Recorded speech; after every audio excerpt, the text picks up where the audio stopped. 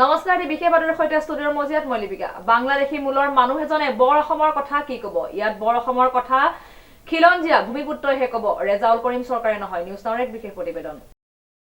ৰেজাউল কৰিম চৰকাৰে ক্ষমা খুজিলে নহব তেওঁ আহি শিৱসাগৰত ক্ষমা খুজিব লাগিব ৪৮ ঘণ্টাৰ ভিতৰত ৰেজাউল কৰিম চৰকাৰক এৰেষ্ট নকৰিলে প্ৰথমে শিৱসাগৰ বন্ধ হ'ব তাৰ পাছত উজনি অসম বন্ধ ঘোষণা কৰা হ'ব উজনি অসম অচল কৰি দিয়া হ'ব শিৱসাগৰত এক প্ৰতিবাদী কাৰ্যসূচীৰ জৰিয়তে অসম চৰকাৰক তীব্ৰ সকিয়নি বীৰ লাচিত সেনা অসমৰ কেন্দ্ৰীয় নেতা শৃংখল চলিহাৰ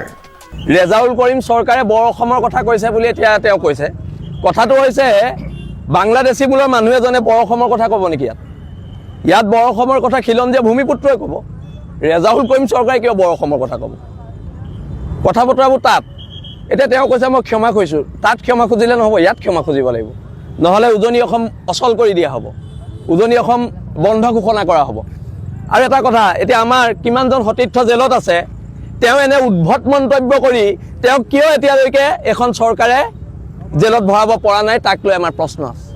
তেওঁ কিয় এৰেষ্ট কৰা নাই তাক লৈ আমাৰ প্ৰশ্ন আছে আমাৰতো ২২জনকৈ ল'ৰা বিনা দোষত জেলত সোমাই আছে কিন্তু তেওঁ কিয় এৰেষ্ট কৰিব পৰা নাই আমাৰ মুখ্য সচিব জেলত সোমাই আছে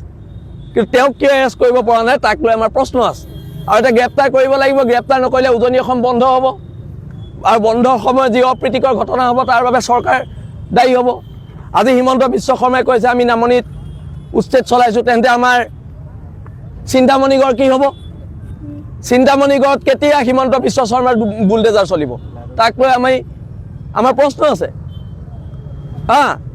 আজি সন্দেহযুক্ত মানুহে আজি কোনোবা বিধায়কে কৈছে শিৱসাগৰত সন্দেহযুক্ত মানুহ নাই আমি ডাঠি কৈছোঁ শিৱসাগৰত সন্দেহযুক্ত মানুহ আছে যোৰহাটত আছে শিৱসাগৰত আছে ডিব্ৰুগড়ত আছে তিনিচুকীয়াত আছে সন্দেহযুক্ত মানুহ আছে এতিয়া অসমৰ ৰাইজে সিদ্ধান্ত ল'ব লাগিব যে